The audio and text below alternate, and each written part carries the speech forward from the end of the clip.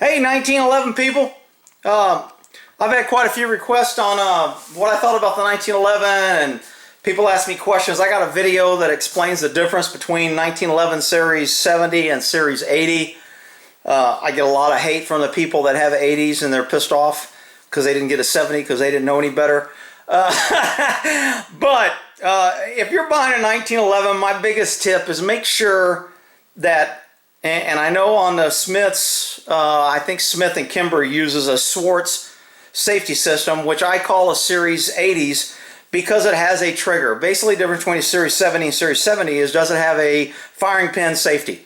Now, the 1911 already has 3 safeties on it. And so anyway, that's my biggest tip. I've got a video. I'll put it in the link on the difference between a 1911, etc. So basically, a 1911 has 3 safeties. It's got your manual safety here. It's got your grip safety. And then it's got what's called a half cock safety. So if you cock it there, you can't pull the trigger. And that's another safety. And in the infinite wisdom of freaking anti-gun liberals, they want a firing pin safety in case you drop the gun. And now in California and other liberal cities, if you drop, don't have a firing pin safety, you can't have a gun. They don't want you owning them over there. So, I've already done, I'm not going to go over the Series 70, Series 80, but I'm just going to go over differences. If you're buying a 1911, things to look for, things that I kind of like, don't like, price range, etc. So these are some 1911s. Now some of them got tricked out, some of them I bought grips from people that I thought were cool, etc. So I'll just go down a list here and we'll go through here. So this is an old Colt. I used to carry this when I worked in Vallejo PD. I carried this for a while, and then I started carrying a SIG because I wanted more firepower. I didn't want quite as little bullets. You can't beat the 1911 trigger. It's got a great trigger. It's quick reset. I can fire a 1911 much faster than just about any other gun out there.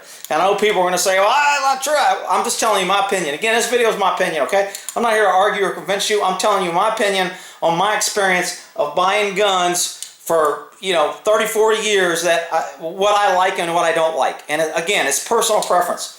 So this is an older 1911. I think it says property United States government on it. Again, I carried it for a while.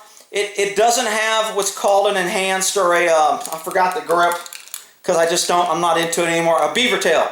The enhanced beaver tail, the larger beaver tail. So some people say when you get the little one like this, it tends to dig in to your grip here. So they like the fatter one, which this one will have.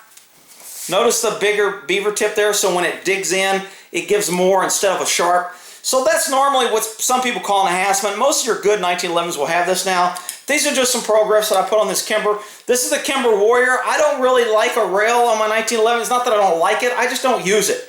And, the tactical guys and the guys that want to, be like the SEALs or LAPD because they have the rail, they want to have the rail. Or if you want to carry a light, great, then you need a rail. I just don't carry a light on my 1911, but the reason I bought this Kimber is I'm not a big Kimber fan. I don't like Kimbers. And this one is one of the only ones they make that is what I call a Series 70. It does not have a firing pin lock. It doesn't have that firing pin block safety, which I don't like. Now people are going to say, well, that's a Swartz and it's connected to this and it doesn't matter. Look, it's more moving parts. It's not needed. I don't like it. I go over that in the other one. So if you want to argue about that, go to the other video, the difference between a Series 70 and Series 80 video. So this is a Kimber. It's okay. It's got the dot sights. It's a full size, so it's big, it's heavy, it's more accurate because it has a longer barrel, and it's going to have less recoil because it's heavier. So that's a Kimber. What is this one? This is a government Colt model.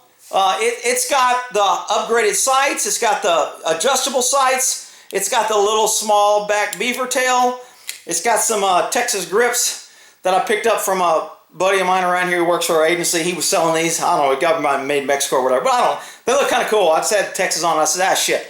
So, and he gave me a good price. He gave me the discount. I don't want to give up what he's selling them for. So anyway, this has a larger, we used to call this a shark fin because it was really big front sight. This is a Colt. Colt makes good guns. You notice the trigger is smooth and it doesn't have any holes in it.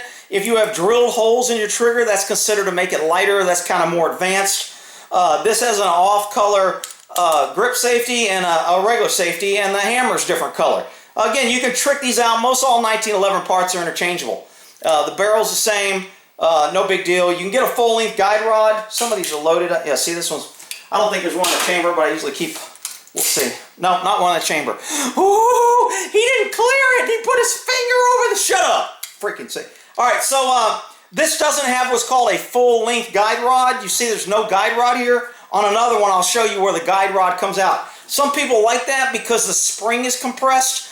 And they say if the spring compresses without that full length, they've been making 1911s since 1911. And they've had the spring compressed and there's not been a problem. But, you know, the newer, upgraded, people like that full-length guide rod. The full-length guide rod also adds a little weight, so it reduces the recoil. It's also heavier to carry because it adds that weight. So, again, another 1911 here. Let's see here. This is a Springfield Armory that I had Cerakoted in burnt bronze, and then I got some Milan LeBay Come and Take It grips. These are titanium grips. You notice on this one it's got the bigger beaver tail. It's got the glow-in-the-dark sights, the night sights. The barrel is kind of polished. It's also got, I forgot what this is called. Two people are like, hey, doing a video. Hey, don't know. Ah, shit, I used to be all into it and freaking know every damn thing, and then you get out of it and it's like, all right, whatever. So you notice the barrel here is kind of, it's called shit, like a reverse rifling. Shit, I can't think of it right now. Maybe I'll think of it by the time I'm done it. But anyway, you recess the barrel. Now this has a full-length guide rod. I can tell by looking for it. Make sure this one ain't loaded, okay? So you notice the full-length guide rods? You can add that. You don't necessarily need to buy a gun with it. A lot of your newer guns, higher-priced guns will come with this. Has a standard opera. This makes it a little bit harder to take apart, but some people like it. Again, it adds a little weight. It looks maybe a little different on the front. But anyway, so I just took this. I had a Cerakote burnt bonds, and I had the other pieces black. And I kind of like that color. I like the look. It's a nice gun. It's a, what did I say it was? Yeah, this is Springfield Armory 1911. I like Springfields. I think they make good guns. For the price and the money, I got no problem with Springfield. Some people don't like them. I'll take a Springfield over a Kimber. I don't know if I'll take a Springfield over a Colt. I'm kind of iffy on that one. This is a little Kimber that I bought. This is a Series 80, what I call, because it has the Swartz blocking system in it. I wouldn't have bought this, but a guy at the gun store, I was at a gun show, and he was selling it for like, it was trashed. It had leatherware. It had been thrown on the ground. I mean, it looked like shit. So he only wanted 400 bucks for it, and I went, ah, shit. I can probably put 100, 200 bucks in and clean it up. So you notice the trigger has holes in it, so it makes it lighter. It's a more refined trigger. It's got the beaver tail. Again, I took it in because it was so trash. The grips are stock, and I just had them put all the parts, the little parts black, and then I had them burnt bronze it. And again, I like that color detail. Does this have a, it's not loaded. It's got a full-length guide rod. So, and again, this is not a slide release. In 1911 guys call it a slide release. It's very small and it drops a slide. I don't like using a slide release. I teach people, and I've always teach people large muscle movements. When you move this forward, you pull it and let it go. Don't use that slide stop. So, that's a Kimber there. What is this one? This is a little Springfield Armory. I forgot what, oh, it's called a Champion. It's a little compact 45. It's got these rubber grips. Kind of cute. I found it a good deal. It was used. It's got a little wear back here. You can tell the wearing on it.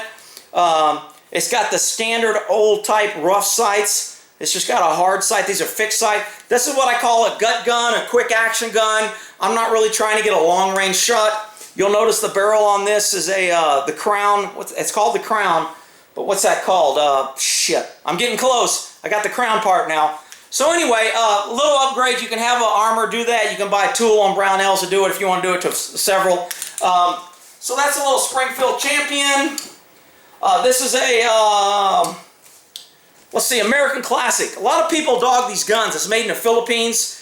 They say they're shit, they're not that. Look, I'm telling you, these guns are good. They shoot anything I put through them. I got no problem with them. These are my cheapest 1911s, and they work damn near. I can't find any difference between them and my high-priced 1911s. If you just want a 1911, I got no problem with an American Classic, ATI. The ones that are made over in the Philippines, overseas, people want to crack on them. They're not made to specs. They're made with this part. You can upgrade and put in parts. I bought this like it is. It's got the hollowed out trigger. It's got the hammer that's got the little upgrade here with the little design in it. It makes it lighter instead of being heavier. So that removes a little weight. I think it's got a full-length guide rod. So it does have a full-length guide rod. I mean, I like these little guns. I got no freaking problem with these guns. But you're going to get people that are going to crack on them because they don't cost $1,000. This is another Philippine who makes this. This is Citadel. I like Citadel. They're heavy. They're all metal, so they're freaking heavy. But you know what? They're just good guns. Standard sights. I added these little grips here. I like the little finger grips on my 1911, especially smaller ones. It's just a piece of plastic you put under, take the grips off, slide the plastic in, put it on. Again, it's got the small safety, small release. Decent gun. I got no problem with them. What is this? Springfield Armory. I picked this up at a freaking pawn store. Somebody tried to polish the slide. I don't really like it. But it's a Springfield, and I got a pretty good price. Had the hollow out trigger, so that's an upgrade. Stag grips or whatever. The beaver tail, enlarged, enhanced beaver tail. The hollowed out hammer makes it lighter. It's got the 3-dot sights. So, you know, I like that. This has full-length guide rod. I can tell by looking at it. Again, I don't know if this one's loaded. It's got the full-length guide rod, puts a little weight. This is a full size. So Springfield Armory, I like Springfield. Ruger, man, I like this gun. This is a really, I wouldn't say if I could only have one, this is what I'd have, but I really like the Ruger. It's stainless steel, out of the box, it comes pretty good. I do trigger jobs on all mine, take it apart, polish triggers, you know, polish the barrels, make sure everything's moving smoothly, the rails, make sure there's no rough edges. But this gun out of the box, man, it's nice. I like it. I like the color scheme, I like the stainless, I like the black that they put on there. The sights are good. For a standard, straight out of the box, 1911, I don't think you can go wrong with this Ruger. It is a nice gun. It doesn't have the resale, and it's not as popular as your Kimbers and the other one, but I'll take a Ruger over a Kimber any freaking day. I really like these guns. Again, full-length guide rod. Not loaded. Oh, no, it doesn't have a full-length guide rod. So you notice there's no guide rod here. So the spring is compressed. If I wanted to put one on, I could add it. A lot of people like to add it. I frankly don't give a shit. You know, when I was into it, I used to do it. What is this? This is another little Colt. I don't know. It's just a standard Colt. It's got the small rear end. Standard cheap sights. Probably worth more money than all the Springfields because it's a Colt and it's older. But anyway, that's a little Colt. This is a what's called a Remington Rand. I've been trying to sell this. If anybody wants it, email me, man, because I just want to get rid of this sucker. Remington Rand was, they put this sight on here and they made it a target gun. And these guns were known to be pretty accurate. And with these sights, it's very accurate. And it's got the standard, not the enhanced beaver tail. It's got the adjustable sights. And the Remington Rand was made, I think it says U.S. government on it somewhere, property U.S., just something. The Remington Rand, when they were making them for World War I or World War II, again, I used to know all this, but now I'm out of it. They ran out of parts, so they made either a Colt frame with a Remington slide or a Colt slide with a Remington frame. And they called it the Remington Rand. Some people really like them. This gun would normally be worth $1,200, $1,300, but because the guy put the sights on and everything, a lot of people don't want it for its collector value, but it's a great gun. And again, if I get $800 for it, I'd just get rid of it. But anyway, that's one of the few 1911s that I would sell. This is a great little box that I ordered online. The guy made it for me. He put felt. It rolls. It's freaking nice. I keep it in my gun safe, and it's just nice to where if I want to get to a certain one of my 1911s, I can get to it. So anyway, this is a Dan Wesson Eco. I love Dan Wessons. I think they are great 1911s. I got no problem with them. I think they're way better than Kimber. I think they're right up there with your Nighthawks and Wilson Combat, and you don't pay the price. But you know, some people will say no, but I'm telling you, you cannot go wrong with a Dan Wesson 1911. They make great 1911. Smooth, cut out smooth edges. There's all kind of little things. You notice on this gun, the angles down this rail here, I don't know if you can see it, but they take away the sharp edges, and they just make them streamlined. They make really good. This is the Eco, I believe, and It's got the solid trigger. If I was doing any upgrade, I'd probably get that with one with holes in it to make it a little lighter. It's got the enhanced beaver tail. I don't know if this one's loaded. No, it's not. I didn't have the magazine. So the barrel, the ramps are usually polished nice. I mean, I repolished this, but they're usually polished nice. It's got a full-length guide rod.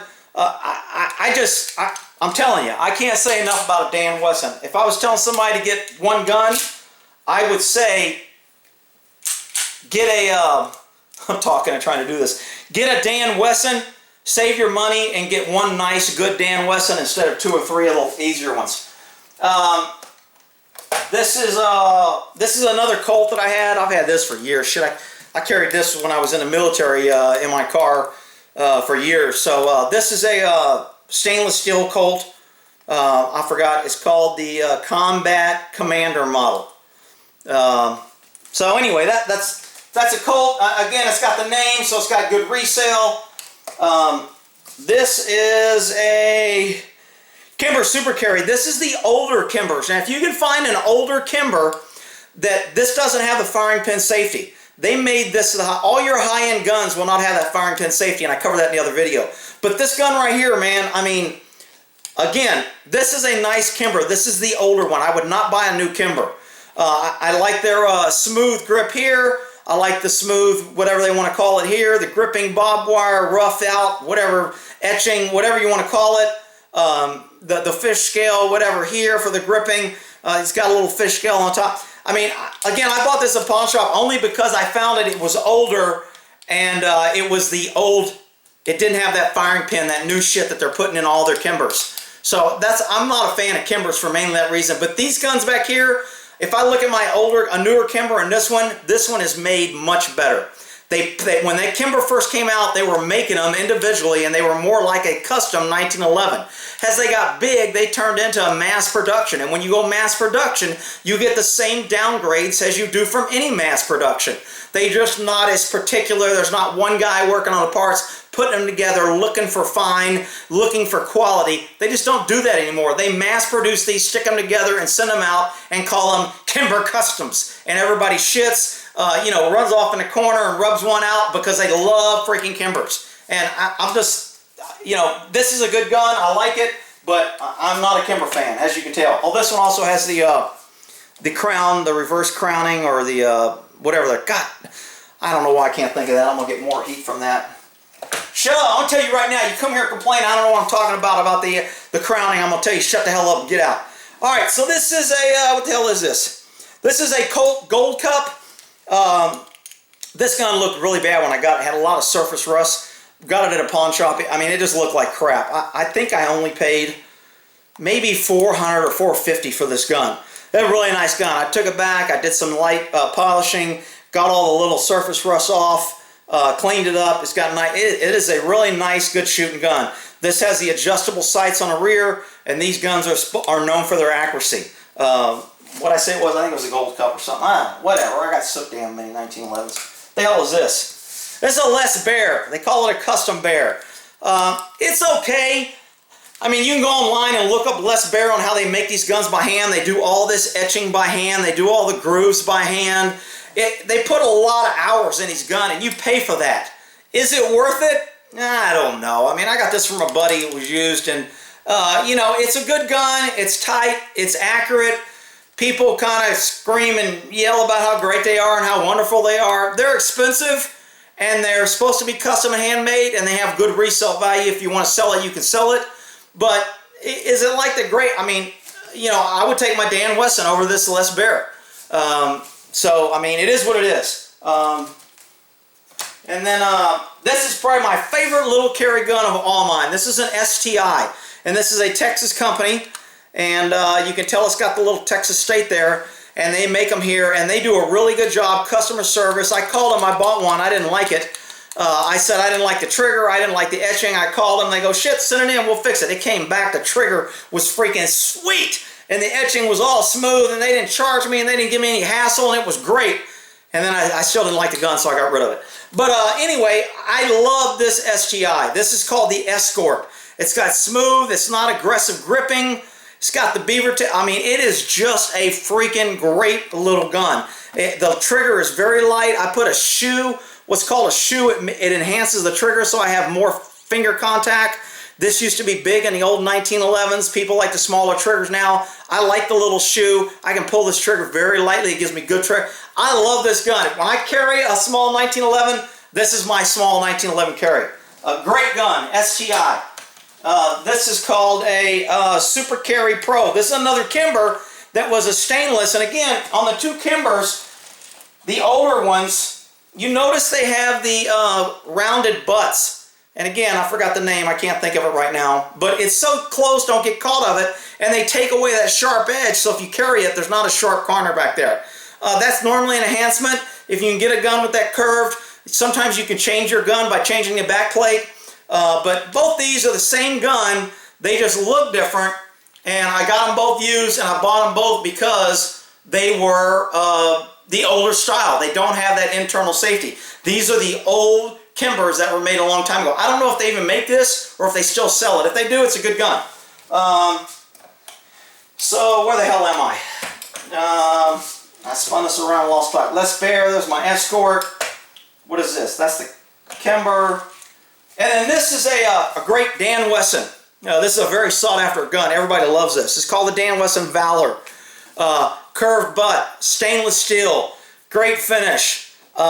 Dan Wesson kind of used what's called the figure 8 sights. They got a dot here and a dot here, and you line them up to make a figure 8, and that's how you shoot. Some people like it. Some people would prefer 2 dots in the back and put 1 in the middle.